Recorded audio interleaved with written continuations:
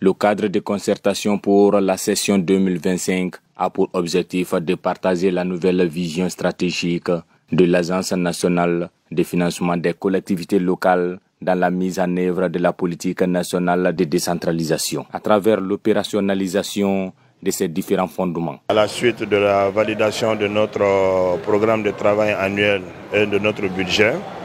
nous jugeons nécessaire de rencontrer tous les acteurs impliqués dans la mise en œuvre de ce PTBA pour pouvoir partager non seulement notre vision de l'exercice en cours,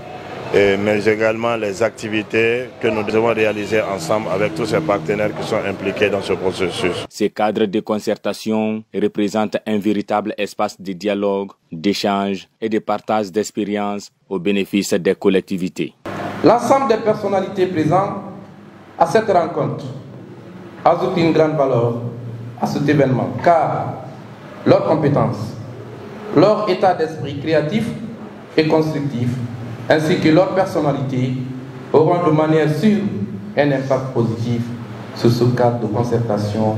au bénéfice des collectivités. L'appui de l'Agence nationale du financement des collectivités à notre commune est d'une importance capitale, dont je vais citer entre autres quelques-unes des réalisations. La réalisation du dépotoir à ordures à Kobikoro, la construction du marché Chouet, la construction du marché d'Ibida, la construction du poste de santé de Konkominkoro, pour ne citer que ceci. Ce type de rencontre se perpétue dans notre pays depuis l'avènement du CNRD avec à sa tête son Excellence, le président de la République, Régina Mamadi Doumbouya, l'homme qui est en train de tenir sa promesse de refondation dans toutes les dimensions, à savoir la consolidation de la paix et de l'unité nationale, le développement du capital humain qui a beaucoup manqué à notre pays, la protection de l'environnement,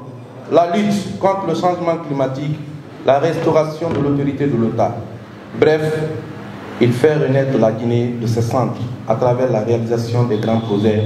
pour l'ensemble des populations guinéennes, surtout de la jeunesse et des femmes. De son côté, le colonel Moussa Kondé, gouverneur de la région administrative de Kankan, a remercié le personnel de l'ANAFIC pour le choix de la ville de Mbemba Alpha Kabine Kaba, une première dans sa juridiction. Ce cadre de concertation vient à point nommé car c'est une opportunité pour nous d'avoir une idée sur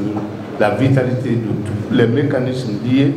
au processus de l'accompagnement des collectivités par l'ANAFIC. Je ne m'en doute point que cette rencontre portera fruit dans ma région, connaissant le parcours inspirant de l'ANAFIC dans la gouvernance locale. Je suis convaincu que l'opportunité sera saisie pour éplucher tous les enjeux liés au développement de nos collectivités. La Haute-Guinée est l'une des régions la plus pauvre. Elle bénéficiera en grande partie de la clémence de l'ANAFIC